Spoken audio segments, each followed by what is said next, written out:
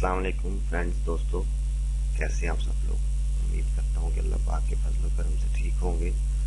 नेमतुल्लाह शाह वली रहमतुल्लाह अलैह की प्रेडिक्शंस के हवाले से मैं दोबारा आप लोगों की खिदमत में हाजिर हूँ। और ये आप देख सकते हैं कि 1, 2, 3 मेरी टॉप ट्रेंडिंग 3 वीडियोस जो आ रही हैं मेरी अपनी ज़ाती, वो इसी की आ रही हैं। और मैंने इसके साथ साथ 1-2 सीरीज और भी शुरू की हुई हैं।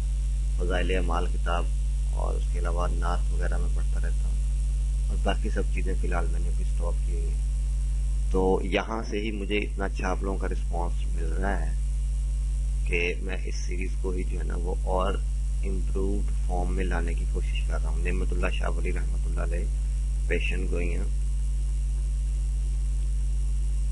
और ये इस हवाले से हम पढ़ चुके हुए हैं। कल मैं आप लोगों को जो हदीस पाक है ये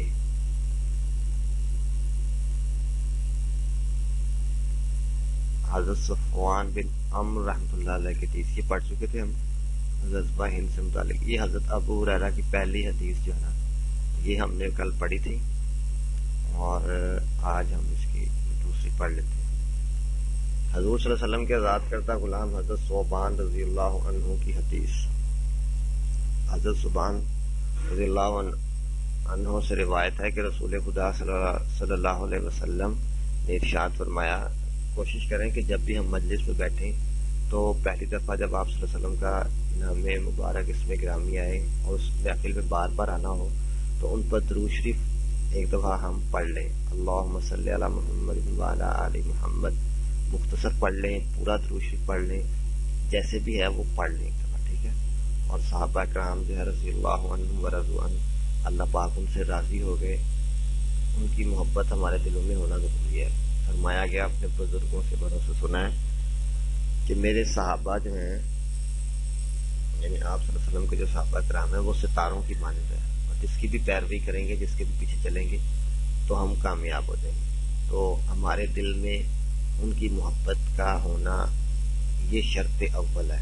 बल्कि मुझे याद आ गया, कल जो मैंने आप लोगों से बातचीत ख़त्म की थी तो उसमें सबसे पहला जो पॉइंट आप लोगों को समझाया जा रहा था, जो मैंने आप लोगों को गाइड करने की कोशिश की थी, वो ये थी कि सबसे अव्वलीन मुर्शिद जो है ना, मुर्शिद जिसकी हम हर बात मानना चाहेंगे कि ये जो कह रहा है ये मैं मानूंगा बात हर सूरत में, तो वो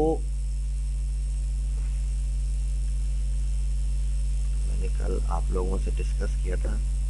आज मैं उसी को ही कंटिन्यू करूंगा बात को, और ताकि असल पॉइंट ये है कि अगर हम खुद अपना तज्जिया करें, हम ईमानदारी से सोचें, चले मैं अपनी ही बात कर लेता हूँ, किसी को बुरा ना कहीं लग जाए, क्या वाकई ही हमारे दिल में अल्लाह और अल्लाह के नबी की मोहब्बत है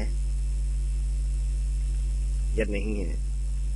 अकल और दिल और निकाह का अव्वलीन मुर्शिद है इश्क।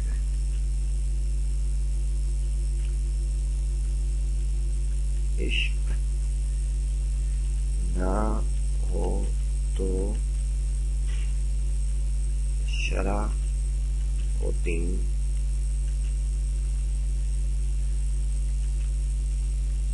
बुत गदा तसव्वुरात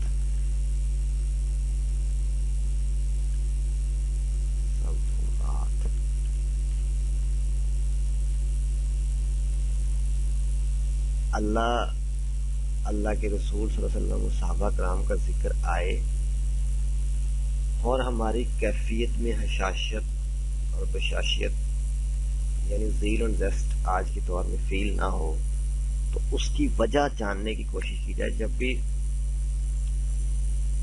कोई मसला पेश आता है, या अगर सपोज आप किसी फ्लैट सिस्टम में रहते हैं, कहीं कोई पानी लीक हो रहा है, तो सबसे पहले देखा जाएगा कि वो लीक कहाँ से हो रहा है, पाइप कहाँ से डैमेज है, कहाँ से फटा हुआ है, टूटा हुआ है, जो भी है। तो असल में हम देखेंगे, या इसको एक और तरीके से मिसाल समझ लें اگر ایک گلاس ہے، پانی فل تیز آ رہا ہے لیکن گلاس آپ نے الٹا رکھا ہوا ہے، وہ گلاس کبھی بھی نہیں بھرے گا. اس کو دوسری طرح لے لیں، گلاس سیدھا رکھا ہوا ہے لیکن فل بھرا ہوا ہے، اس میں جتنا مرضی پانی ڈال دیں وہ بھرا ہی رہے گا. تو گلاس کا سیدھا ہونا اور گلاس کا خالی ہونا یہ شرط ہے اگر پانی ہم اس میں بھرنا چاہتے ہیں. تو ہمارے جو عقائد، ہمارے جو نظریات، غلط محبتیں ہمارے دلوں میں بیٹھی ہوئی ہیں، وہ جب تک نہیں نکلیں گی اور اصل اللہ اور اللہ کے رسول صلی اللہ علیہ وسلم کی محبت ہمارے دل میں نہیں بیٹھے گی، تب تک ہمیں یہ سب باتیں جو ہے نا یہ بے معنی لگیں گی. ایک اور شعر بلکہ مجھے یاد آ گیا، انہی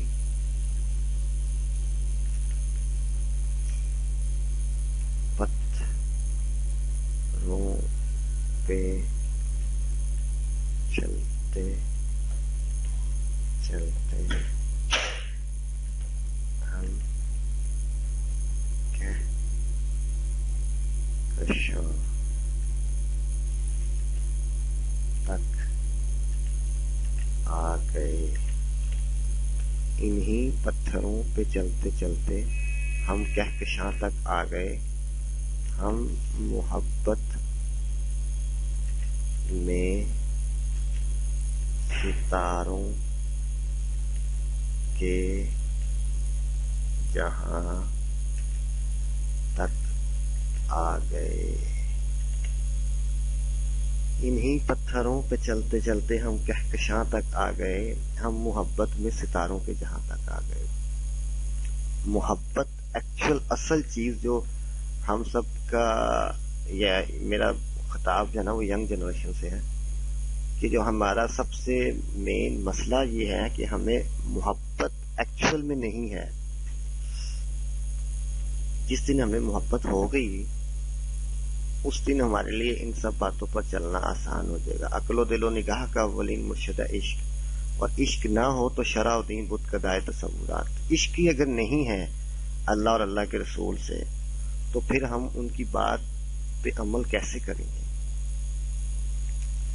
میں آپ کو اپنی مثال دیتا ہوں کہ میں اس ٹائم 41 ایئرس کا ہو گیا ہوں. تو جب میں اپنے پرائم پہ تھا، یعنی 25 ایئرس کا تھا، تو میں تبلیغی جماعت والوں کے ساتھ گیا، اور والد صاحب نے، بھائیوں نے شفقت فرمائی، انہوں نے گائیڈ کیا. میں ان لوگوں کے ساتھ گیا تو وہاں پہ جب میں گیا جا کے فضائل اعمال، جس کی میں سیریز بھی بنا رہا ہوں، تعلیم کرتا ہوں، وہ جب پڑھی جاتی تھی تو میں اپنی ذاتی دل کی بات کر رہا ہوں کہ مجھے اس میں کوئی مزہ نہیں آتا تھا. اور کیونکہ گناہ تھے دل میں گناہ تھے، تو مجھے اس کا جو نور ہے وہ محسوس نہیں ہوتا تھا. اور بزرگوں سے سنا ہوا تھا کہ جب وہاں جاتے ہیں نا تو انسان کا جو اندر کا میل کچیل ہے نا وہ آہستہ آہستہ آہستہ آہستہ صاف ہونا شروع ہو جاتا ہے. یہ میں آپ کو بائی ہارٹ اپنے دل کی اتھاہ گہرائیوں سے بات بتا رہا ہوں. ایک بات بڑے بھائی نے سمجھائی تھی میرے، کہ جب بھی کوئی بیان ہو یا تعلیم یا جو بھی عمل ہو تو آپ نے وہ پوری دلچسپی سے سننا ہے. یہ بات میں نے ان کی جو ہے نا وہ پلے باندھ لی تھی، بڑے بھائی جو ہے نا میرے. تو تعلیم جب ہوتی تھی، مرتا کیا نہ کرتا کہ مستاق اس کو پراپر سنتے تھے. یہ میں آپ کو اپنی انٹرنل فیلنگز بتا رہا ہوں، میں کسی کا تو نہیں کچھ کہہ سکتا، لیکن آپ کو اپنی انٹرنل فیلنگز بتا رہا ہوں. وہ چیز جو ایکچوئل میں ہونی چاہیے تھی وہ مجھے فیل نہیں ہوتی تھی. لیکن پھر کیا ہوا کہ 1 دن 2 دن 3 دن 4 دن 5 دن 6 دن 7 دن 8 9 10، غالباً وہ ہمارا تھا چلے کے لیے جاتے تھے ہم 1 مہینے 40 دن کے لیے، اور پھر یا اس سے بھی زیادہ دیر کے لیے نا. تو غالباً اس میں مجھے شاید کوئی، میرا خیال ہے 20واں یا 25واں دن ہوگا کہ جب میں نے اس میں جو چیز میں فیل کر رہا تھا، کیونکہ میں انگلش میڈیم اسکول سے پڑھا ہوں، ساری زندگی میری انگلش تعلیم تھی، کہ اس کی حقیقت یا اس کا لطف ایکچوئل میں بھی مجھے آتا ہے یا نہیں آتا.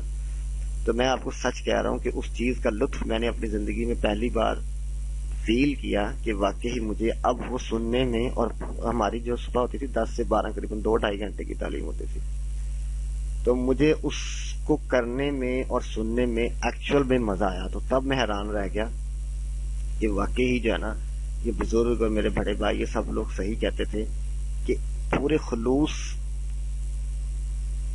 کے ساتھ کوئی بھی عمل کیا جائے اور اللہ سے ساتھ ساتھ مانگا جائے کہ اللہ پاک تو مجھے ہدایت اور سیدھا راستہ دکھا دے، تو اللہ پاک کی ذات بڑی بے نیاز ہے، بڑی بے نیاز ہے، وہ اس میں سے راستہ خود بخود نکال دیتی ہے۔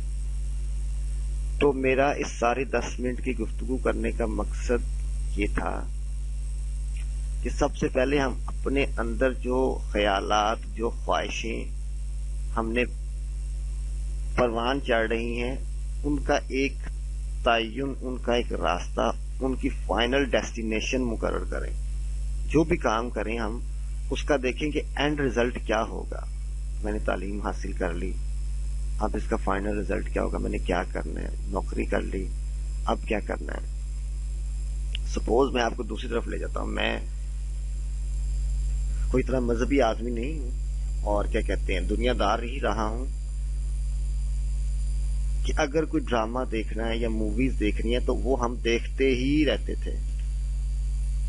یا سپوز جب چھوٹے تھے تو ایک دفعہ میں اور میرے سے جو بڑے بھائی ایک دفعہ واپس آئے قصور سے، تو پہلے زمانے میں کیسٹ ہوتی تھی، پتہ نہیں آپ بچوں کو پتا ہوگا نا، تو وہ ٹیپ ریکارڈر ہوتا تھا، اس پہ کیسٹ لگا کے تو گانا سنتے تھے۔ باہر سے ہم قصور سے آئے، تھکے ہوئے، بھوک بھی لگی تھی، تو لیٹ کے نا وہاں پہ ایک سانگ پلے ہوا، وہ میرے لیے نیا ہی تھا۔ وہ سنا، ایک دفعہ سنا، 2 دفعہ سنا، 3 دفعہ سنا، مطلب وہ بہت اچھا لگ گیا۔ اب وہ جب اچھا لگ گیا تو اس کے بعد دل کرے کہ اس کو بار بار سنے جائے۔ میں آپ کو اپنی زندگی کے پرسنل ایکسپیرینس سے بتا رہا ہوں کہ جو چیز اچھی لگے یا جس چیز کا من کرے، جس چیز کا دل کرے، اس وقت یہ کرتے تھے کہ اس کو پھر سنتے ہی رہتے تھے، اتنا سنتے تھے کہ سن کے سن ہو جاتے تھے۔ لیکن جب میں نے ان ساری باتوں سے اخذ کیا کہ ہر لذت، ہر مشغلہ، ہر آسائش کی جو انتہا ہے نا وہ بوریت ہے۔ ایک گانا آپ سنیں گے نا، ایک دن سننا، 2 دن سننا، 5 دن، 10 دن، 15 دن، 20 دن، سارا دن بھی اس کو سنتے رہیں، وہ اچھا لگے گا، شروع میں بہت اچھا لگے گا، لیکن ایک ٹائم آئے گا کہ آپ اس سے اکتا جائیں گے۔ یہ آپ کر کے دیکھ لیجیے گا، پریکٹیکل کسی بھی چیز میں آپ کر کے دیکھ لیجیے۔ چلیں آپ کو ایک اور مثال دیتا ہوں۔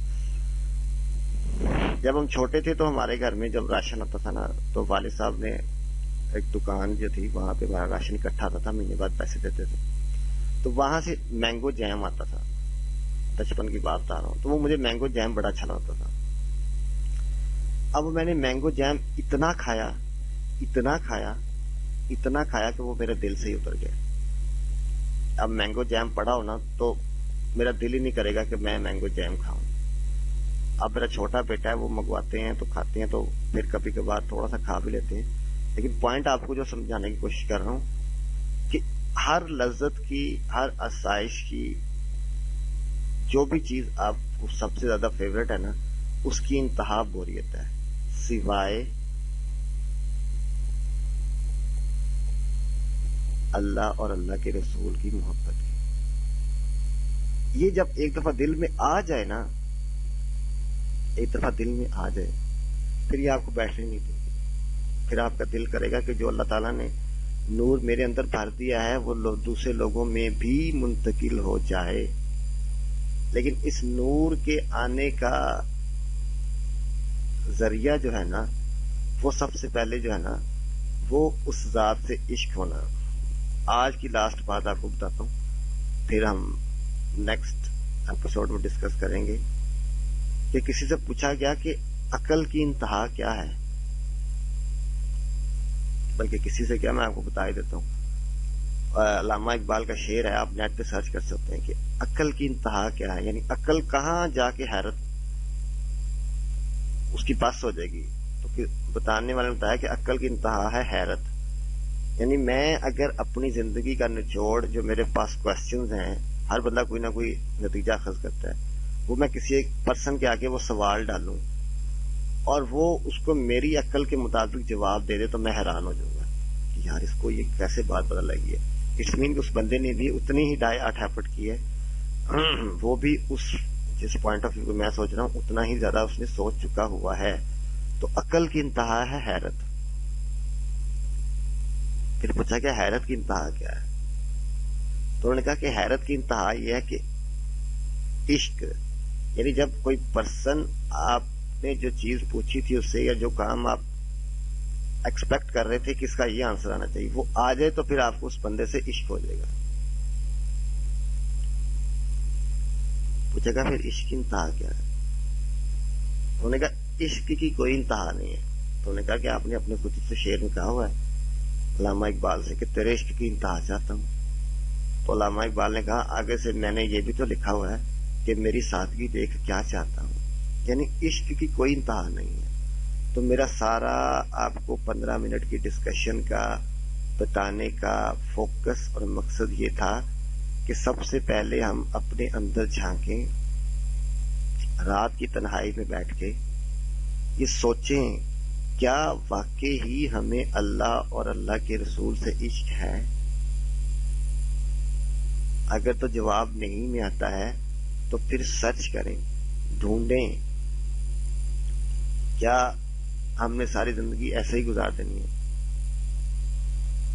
کتاباں پڑھ پڑھ کے نہ رکھ لیا عالم، مکہ مدینہ کو مایا تے نہ رکھ لیا آجی، اوے بلیا حاصل کی کیتا جے تو رب نہ کیتا راضی. ایکچول زندگی کا مقصد تو اللہ پاک کی ذات کو راضی کرنا ہے. اور وہ راضی کیسے ہوگی؟ جب تک کہ جو وہ چاہتا ہے وہ ہم نہیں کریں گے وہ راضی نہیں ہوگی.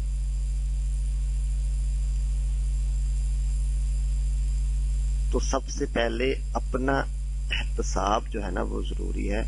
اپنا احتساب کریں ایز این انڈیویجول. اگر ہم ٹھیک ہو جائیں گے تو ہمارا معاشرہ بھی ٹھیک ہو جائے گا.